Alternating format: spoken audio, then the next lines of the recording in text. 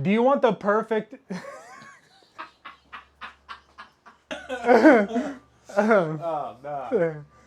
Do you want the perfect contrast on your taper mullet?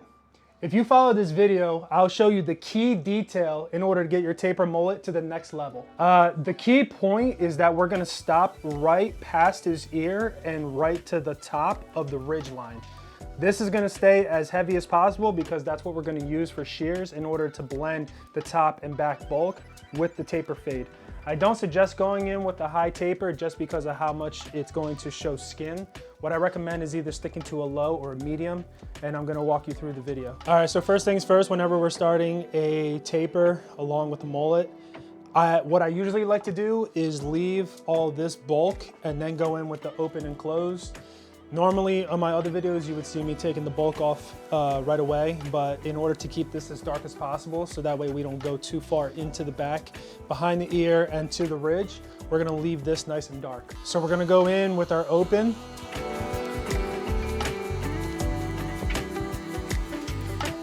We're going in with the open at a diagonal angle, just because of how he likes his C-points. His C-points aren't gonna be as curved. They're gonna be a little bit taken away just because we're gonna do like a medium taper. So right there, I'm doing open, then I did close, and then I did a little bit of lever play just in the middle here.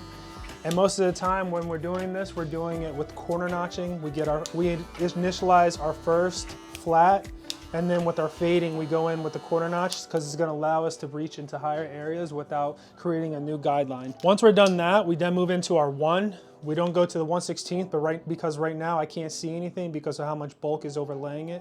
So we're gonna go in 1, we're gonna do a finger length, and we're gonna flick out as much as possible. So as we're flicking out, we're making sure when we get near the ear, we're gonna flick out a little bit, corner notching exactly like this. And then as we get to his C point, we can go a little bit more flat because we don't care to push the guideline up a little bit because this is all gonna be all taken care of with shears.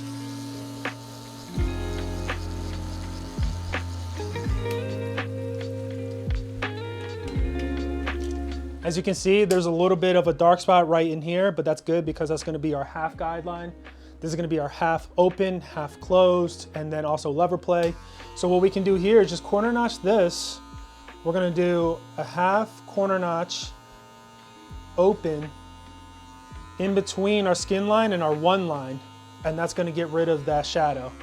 I see that still there, so what I'm gonna do now is I'm gonna switch, instead of to a taper comb, I'm gonna use a fade brush. The fade brush is gonna be easiest because it's gonna get rid of the excess hair that a taper comb can't. This still has a little bit of a dark spot, so what we're gonna do is gonna go into the half guideline, and then we're just gonna close it and corner notch this.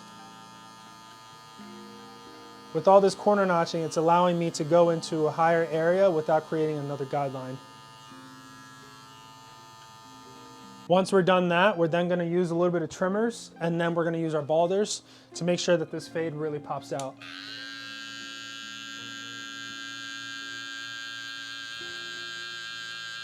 The trimmers, same thing, we're gonna do corner notching. When it comes to tapers, blowouts, any type of small little adjustment fade here, what we really gotta pay attention to is corner notching because it's gonna make sure that we don't put any other new guideline and continue pushing the fade higher than it needs to be.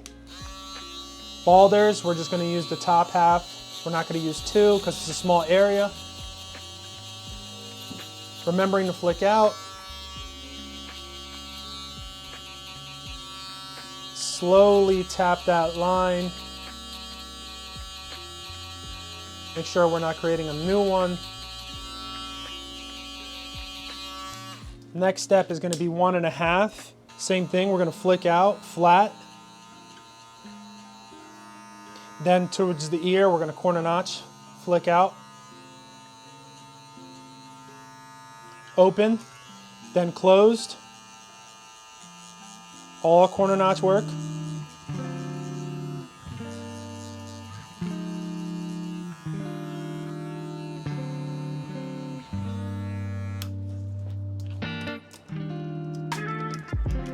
Going back in with the 1, just to spread out the fade a little bit better. We're gonna do 1 close and just flick out. With the rise of popularity when it comes to a taper and the mullet, top, back, super long, super puffed out, just a lot of density in the top and then also back. If you want to get this type of look, I'm not fully finished with the haircut. We need to make sure that we stop at this specific angle. That's the #1 key thing that a lot of people, that when they push the fade too high up and they start messing up the taper mullet. What the shears is going to allow us to do is going to get into specific direction of the hair and only take out what we find necessary. Whatever we find necessary, and we're just going to take little bits of it. We're going to do 1/2 inch on each side to make sure that we're not taking off too much. Once we have a set guideline with that 1/2 inch, then we can use that with the following other side as well. So first we're gonna pull this down, and then we're just gonna go in at 1/4 inch at a time, just to figure out how much is needed in order to continue to keep this blended. Each pass through after I cut, I comb back down to see my sectioning and see if it's blended in. We're slowly getting there. We can see how much bulk this is still here, but see how this is lightening up. Slowly getting faded. This is getting a lot less. This is still heavy. Now that this top section is relative to what we want it, to where the fade is still there and it's still heavy on the top, and you can still see how it's still heavy in the back. Now that we made that sectioning, we can just follow that same sectioning all the way throughout the back of the hair, because we did 1/2 inch to 1/4 inch, one at a time until it got blended. So that lets us know if we pick this from here and here, it looks around like 1 inch actually needs to be taken off in order to get that blended. But because we did it slow in incremental sections, we're able to figure out and not take too much off. As we get closer to the back of the ear, we're gonna still leave this heavy. You see the sectioning here. We're putting it at a diagonal angle because this needs to slope down and stay heavy. Now we're switching to the tighter teeth because we wanna make sure that we're only grabbing a select section in here in order to cut. So here, we're just gonna section this off to what we already had in the beginning. Now for this bulk here, what I like to do is grab a regular comb, normal teeth wise, go in and then just slick this back, come in and grab your section, and then just slowly take off 1/4 inch at a time. That way it's going to be an easier transition for whatever trim we need to do for the top and back. Slowly pushing this back, making sure not to take off too much, but enough to where it's going to blend in and make everything look equal. Now we have enough to where we can get his C point at a very high level. We're going to slightly bring this in just to match it, just because he has a little bit of excess hair here. Then we also have enough room to get into the back hairline here to where we're going to make this into a straight down, eventually lifting this back up and just cleaning up whatever is not needed. C points, super simple. We're just going to go in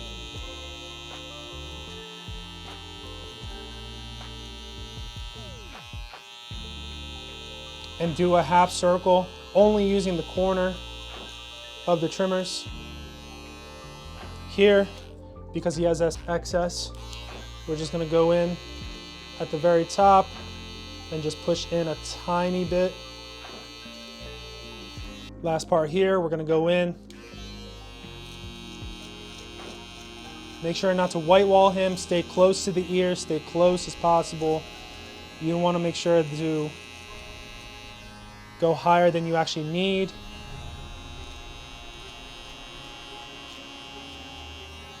Same thing on this angle.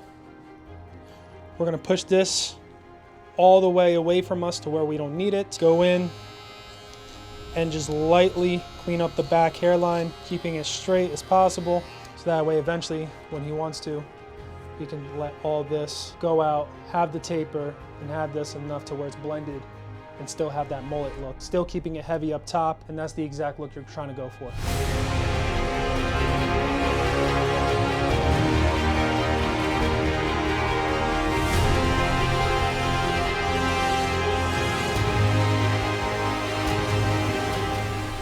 All right guys, thank you so much for watching the video. Hope you guys learned the key detail in order to get the perfect contrast on your taper mullet. I also decided to line up his beard and make him look sexy because that's who he is. He's sexy. I blinked at the camera. I hit him with it.